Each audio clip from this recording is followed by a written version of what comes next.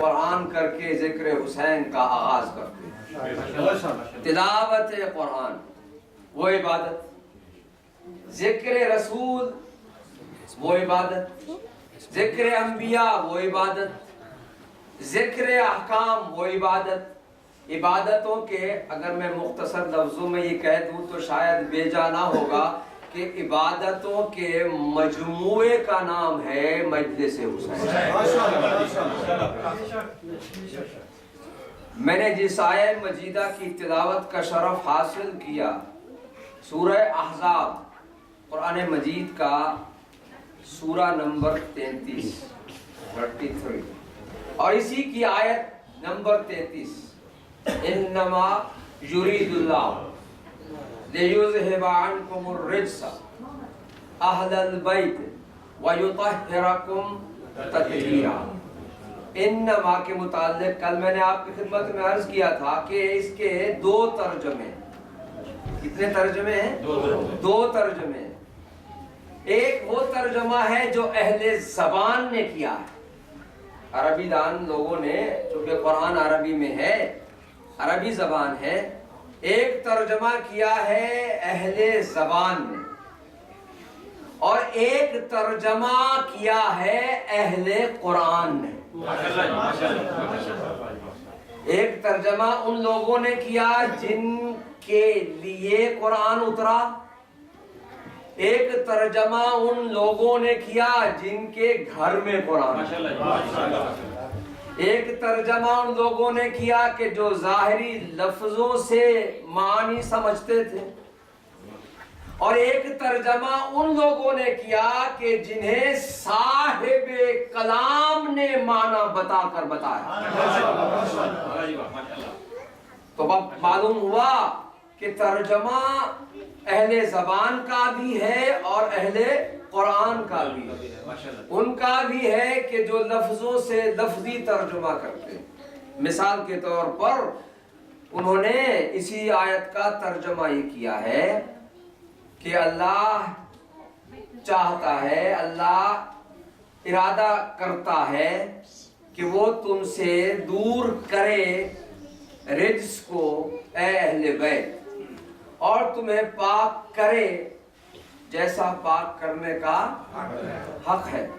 لیکن اہل قرآن یہ کہتے ہیں کہ اس کا ترجمہ یہ نہیں ہے، اس کا ترجمہ یہ ہے کہ اللہ ارادہ رکھتا ہے، کرتا نہیں ہے، رکھتا ہے کہ تم سے دور کرے نہیں، تم سے دور رکھے رجس کو اے اہل بیت، اور تمہیں پاک کرے نہیں، تمہیں پاک رکھے، اور جیسا کہ پاک رکھنے کا حق ہے۔ تو میں نے عرض کیا کہ ہمارا عقیدہ یہ ہے کہ اگر قرآن سمجھنا ہو تو اہل زبان سے نہ سمجھو، اہل قرآن سے سمجھو۔ درود بھیجیے محمد و آل محمد۔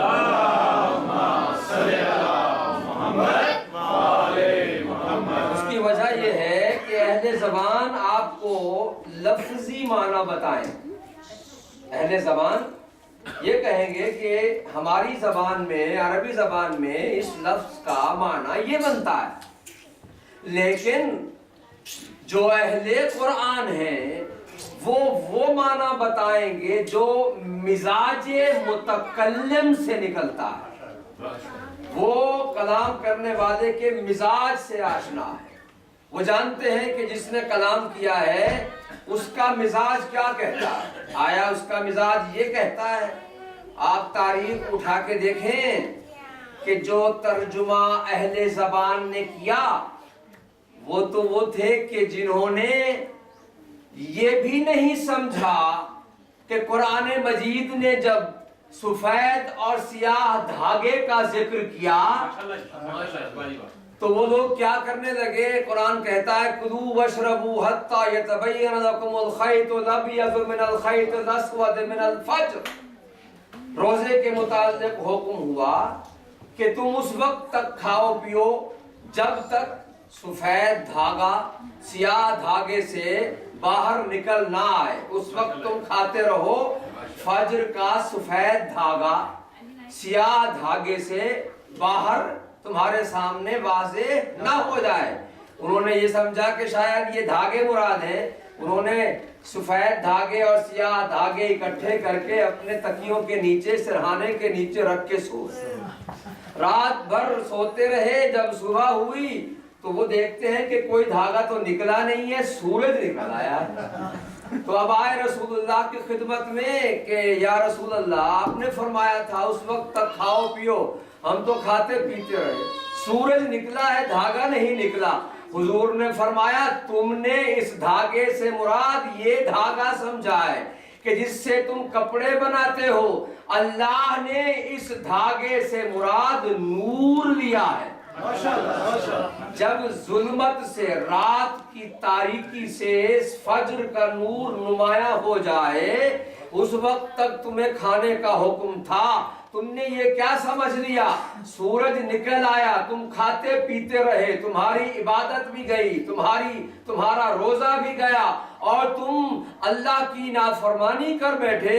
تو انہوں نے کہا یا رسول اللہ اس کا حل بتائیں کیا ہو؟ تو حضور نے فرمایا یاد رکھو جو کر چکے ہو اس کی توبہ کرو، آئندہ جب بھی قرآن کی آیت کا معنی کرنے لگو تو اپنی زبان سے نہیں اہل قرآن سے پوچھو۔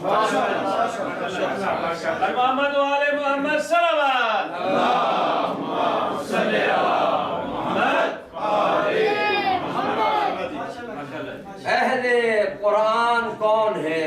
پوچھا گیا امام جعفر صادق علیہ السلام۔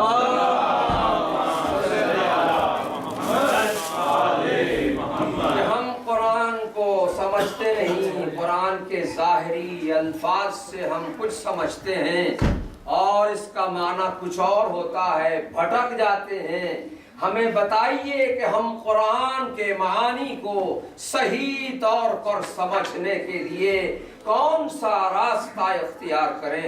تو معصوم نے اپنی زبان عصمت شعار سے اس کا جواب اس طرح دیا کہ دیکھو تم اپنی زبان کے معیار پر اللہ کے کلام کا معنی مت کیا کرو، تم اللہ کے کلام کا معنی اپنے معیار کے مطابق نہیں، ہمارے معیار کے مطابق کیا۔ ہم بتاتے ہیں کہ یہ آیت کب اتری ہے، یہ آیت مسجد میں آئی ہے، یہ آیت بازار میں آئی ہے، یہ آیت میدان میں آئی ہے، یہ آیت گھر میں آئی ہے، یہ آیت مومن کے بارے میں ہے یا منافق کے بارے میں؟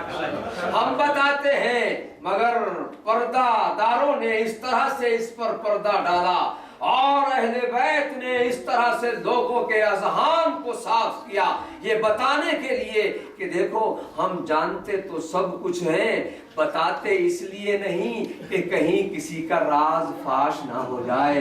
ہم یہ بتاتے نہیں ہیں کہ یہ آیت کس کے بارے میں ہے، اگر یہ بتانا شروع کر دے تو محفل نبوی خالی ہو جائے کہ کس کے بارے میں کون سی آیت اتری ہے۔ اسی لیے مولائے کائنات حلال مشکلات باب مدینۃ العلم علی ابن ابی طالب علیہ السلام نے فرمایا